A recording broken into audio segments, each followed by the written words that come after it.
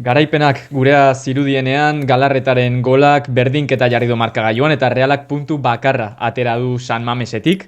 Hala ere, nik uste dut balorea eman behar zaiola puntu honi. Markel, zer moduz ikusi duzu taldea? Gisa esan da partida hasi aurretik, nik uste gehixenok berdinketa sinatuko genukela ez, baina ikusita partidan nola joan dan, amaikaren kontra ibili garenean, gisa esan da partida kolore bakar izan duela eta txuri-urdina izan dela, pena bat ez, gisa da, noski txartel gorri horrek partida guztiz baldintzatu duela, eta nahi badozu horrekin hasi gaitekez, nik uste izan dela partidako mezu edo gertatu den gauza garrantzitsuena. Bai, pasaden astean esan genuen detaile txikiek partiduak aldatzen dituztela goitik bera, ez?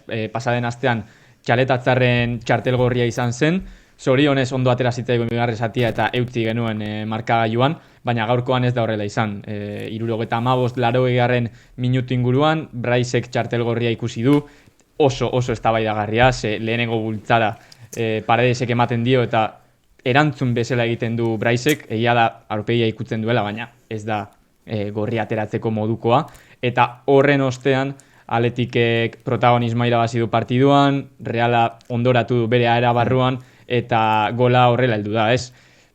Azkeneko 10 minutuak ikusita, esan genezake berdinketa justua dela, baina beste partiduaren beste zati osoa ikusita, pixka mot geratzen zaigu, ez? Sentsazio eskas hori. Azkenean, jokaldi horretaz hitz egitekotea ja finkatzeko, nire iritziz, nik uste Brais aurreko jokalditik nahiko bero ateratzen dela, ez? Gisa dela Paredesek pika huitzen diola, eta Brais jauzitzen da, ez? Trampa horretan. Nik uste Brais esperientzia handisa duan jokalari bat dela, eta nik uste joko horretan ez duela jauzi beharrik. Hala eta guztiz ere, gisa da errepikapena behin eta berriro ikusita nik uste ez dela txartel gorrixa ikusteko modukoa, batez ere ikusita adibidez, Jon Aramburu jaso duan ostikada, ez? Ez dakit zein izan dan jokalaria, uste dut Gurutzeta izan dela, Jon Martinek ikusi dela txartel horixa, baina eta guztiz ere bakigun nolakoa dan arbitruen maila Espainiako ligan, eta ez gera horretan gehiago hartuko, negozu ja partidakin hasiko gera, gaurko planteamendua, Mataratzenen planteamendua nahiko, ezberdina izan da ez, lau jokalari sartu ditu barrutik, eta a priori 4-5 bat horrekin hasi du partida Mataratzok. Bai, harrigarri izan da, 11 ikustea, eta alde batetik Pablo Marin ikustea 11koan Braisen edo Turrientesen aurretik, eta gero pixka bat zalantza sartu zaigu, ez? Ez genekien nola aterako zen Reala, edo lau erdilarirekin, edo Pablo Marin banda batean ikusiko genuen eta Guedes bestean, eta egia zan, hasierako argazkia espero genuena izan da, baina gero lehenengo zatiak aurrera egin duena ala, aldaketak ikusi ditugu, Oiartzabal goian agerte zen gero eskerrean, gero eskuminan, bere partidua borobila ez da izan, ez duelako aukera garbi hori sartu, baina oso ona izan da, beste behin ere. Eta, hasierako 11 horrek pixka bat deskolokatu gaitu, ez? Nik uste batez ere ikusi dugula Atletiken trantsizioiek ez duela guztiz albidetu Realak, ez? Jokalari asko pilatu ditu erditik, egisa da, eta ikusi dugu askotan nola adibidez Nico Williamsek isa baloi guztiak jaso dituen, eta batez ere, interesgarria izan da, nola Nikok baloia jasotzen zuen bakoitzean, Realeko 2 jokalari zituen barruan, eta hemen aipatzekoa da, gaur Jon Aramburuk egin duan partida, ze benetan, nik uste, ez dakitzen bat sarrera ingo zituen, baina gehiengoa uneko oso altua izango da atera dituen baloi horiek.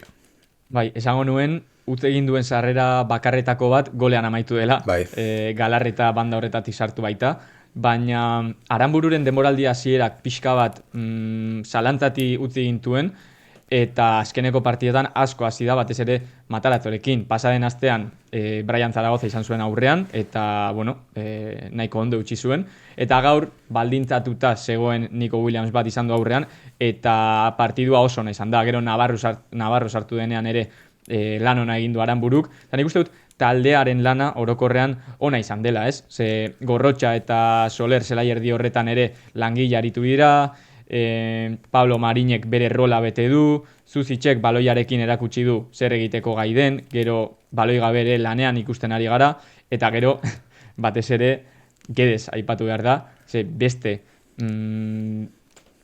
azkenean horrelako jokalariek duten berezitasuna dira, ez? Jokaldi itxietan edo ezer gertatzen ez den jokaldietan zerbait berria asmatzen dutela eta gaur asmatu duena harrigarria izan da. Bai, diferentzia garriak diren jokalariak dira. Ustot, Valentziarekin ere Atletiken kontra gol nahiko itxuroso bat ere sartu zuela. Bai.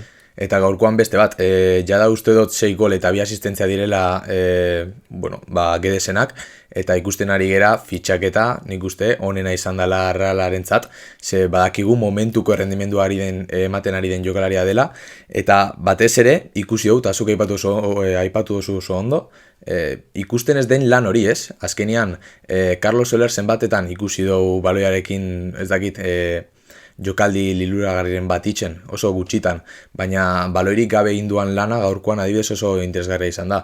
Batez ere ikusi dugu ere Gorrotxa Turrintesen aurretik sartu dela, eta nik uste beste kontu bat Susic Braisen aurretik ere sartu dela. Bai, ikusten dugu Rinok Susicen duen konfiantza oso handia dela, eta Gorrotxa eta Turrintesen arteko leia hori postu bat irabazteagatik, ez dakit gaur hortik doan, edo kontuan izan duen Rinok, bai aurrean geneukan taldea, eta bai asteazkeneko partidua Alavesen aurka. Orda, nik uste dut egin dituen aldaketak gutxi batzuk logikoak izan direla, eta planteamendua ez zela bate txarra, ikusi dugu, nik uste dut Realari agian lehenengo ordu erdian pixkat kostatu zaiola partiduan sartzea eta partiduan kokatzea zelaian, eta gero goletik aurrera, nik uste dut 60. minutura arte, edo 60. minutura arte, oso eroso sentitu da, aurretik jarri da markagailuan, eta nik uste dut garaipena nahiko posible ikuste zuela taldea. Bai, ez azkenean badakigu denok zer den Samamesen jokatzea, ez azkenean zaletuok ere bultzada hori ematen die euren taldekuei, eta batez ere ikusio Atletixan nola presionatu duan oso goian, ez? Ikusio Remirok baloia zuen bakoitzean Atletikeko jokalari bat zegoela bai Gorrotxaren gainean, eta beste bat bai Jon Martinen gainean, horrek albidentzen zuen batez ere baloi horiek Oiarzabalen gana iristia. Hau esan da, Realak 3 jokaldi argi izan ditu gola sartzeko. Egisa da Unai Simonek geldialdi oso onak indituela, ez? Lehenengoa Marinentzat, gero Areso iritsi dala Oiarzabal baino lehenuo, ondorengoa Guedesen kontrako geldialdi hori, eta azkeniko Oiartzabalek Paredes metro karatu batian lurrian utzi du, ez dakigu zelan, eta nik uste zaiena egin eta gero, errexena kanpora bota duala. Egisa da kaso horietan, batzutan hobeto dala fuerte eta barrura botatzia eskina batera botatzia baino, baina olakoa da futbola, ez azkenean aurreko partietan Realak gutxi iritsi da eta gol asko sartu ditu, eta gaurkoan, naiz eta merezita, berdinketa ekarri du etxera, eta momentuz, Rino Matarazzoren Real hau, ez daki zer den galtzea. Hori da, eta testu inguruan jarri beharga da, etzen partida erraza, Atletik oso behartuta iristezen partida honetara, eta ikusita asteazkenean gertatu zena Championsen, Realak aurrean leia berezi bat zeukan, azkenean Atletikek irabazteko nahi hori Samamesen nola erakusten duen oso potentea da. Eta ikusi dugu ia partida osoa eutzi duela Realak horrekin, jakin izan duela jokatzen bai futbolistikoki eta bai mentalki, zen ikuste dut taldea nahiko lasai zegoela, gero txartel gorri horreko baldintzatu egin du partidua, eta beste partidu bat ikusi dugu, baina momentu horretara arte nik uste dut taldearen irudia ona dela, batez ere mezu bat dagoelako, batez ere jokalariek badakitelako zer egin eta noiz, eta igarri egiten delako egiteko nahia dagoela atzean. Bai, Matarazzeren ideia, nik uste partia osoan zehar, oso argia izan dela, ez? Baloia hartu eta korriketan, ahalik eta toke gitxienetan, Atletiken zelaira sartzia. Egisa da, momentu batzuetan, eta nik uste faltan bota hotela, lasaitasun pizkatxo batez, baloia ukitzia, denbora pasatzez, azkenean, testu ingura ikusita, egisa da, bigarren gola, sartu eskero, nik uste partida inda da hola, baina 75. Minutua izan da, nik uste posesio pixkat eukitzia, lasaitasun pixkat, eta azkenean atletikeri presio hori sartzia ez, azkenean eurek dakate presioa gainean, irabazteko gogoa edo berdinketa lortzeko gogoa, eta azkenean partida osoan zehar izan da korrekaiez bat esaten da bezala ez. Nik uste hori ere izan dela Realantzat penalizatu duan gauza bat. Bai, agian zuk esaten duzun gelditasun hori, pausa hori, golaren ostetan ikusi dugu, lehenengo zatiko azkeneko minutuetan, Realak benetan eroso sentitu da, Realak golaren presio hori kendu du, eta jokatzen hasi da, eta oso ondo gainera, nik uste dut bigarrena sartzeko aukera ere izan duela, baina, bueno, detaile txikiengatik ez duela lortu. Hala ere, nik uste dut, bai, azkeneko minutuen kudeaketa, arearen defentsa, eta bigarren zati osoan Realak egin duena, ezin dugula txartzat hartu, agian ez da guretzat kanpotik ikusita partidu perfektua, ze denori gustatuko zitzaigun baloiaren protagonismoa eta jabeak izatea San Mamesen, izan ditugun aukerak sartzea, Mikel Oyarzabalek gol hori sartuko balu, bueno, ja 10ko partida izango zen, baina badakigu hori oso gutxitan gertatzen dela, eta, bueno, gaur Realak agian ez du izan, orain arte izan duen sorte guzti hori, baina hala ere, puntu bat atera du San Mamesen, galdu gabe jarraitzen du, eta orain Mendizorrotzara doa, porrotari gabe. Hori da, sailkapenera begira nahi baduzu Reala momentu honetan 8. postuan dago, 28 punturekin, eta Celta, Europako postu horiek markatzen dituen talde izan da, 5 puntutara du Realak.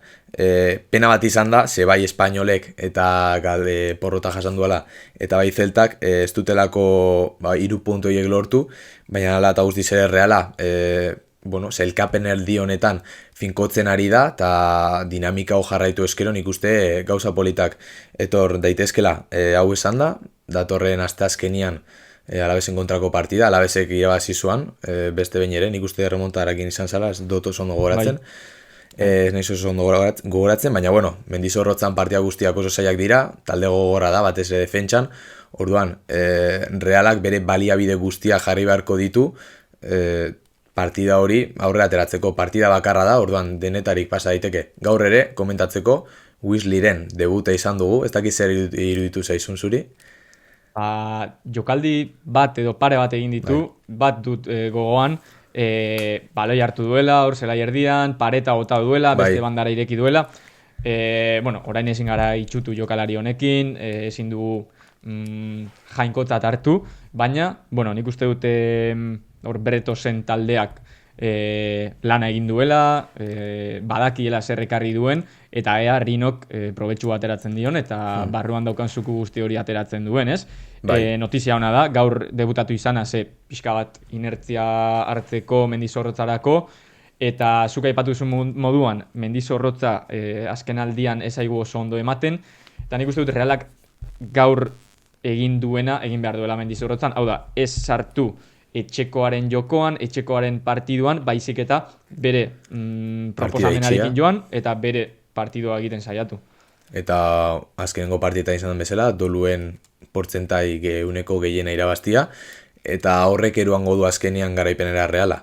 Hau esan da nik uste, posik amaitu dugula aztia, posik edo behintzat ezain triste, hilabete borobila izan da Realarentzat, Mataratzok Realaren aurpegia guztiz aldatu du, eta, ingo dugu aurreruo nahi badozu power rankinga, baina momentuz nik uste Realaren nota urtarileko hilabete honetan nahiko ona izan dela.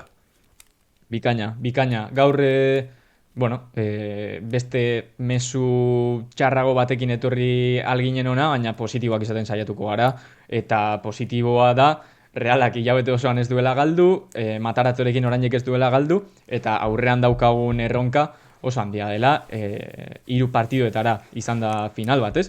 Orduan, positibotzat hartuko dugu berdinketa hau, naiz eta pixkat Galarretaren gol horrek bajoia ekarri, positibotzat hartuko dugu. Eta, Alavesen kontra garaipena lortzen dugun, eta final erdietara irista lortzen dugun. Hori da.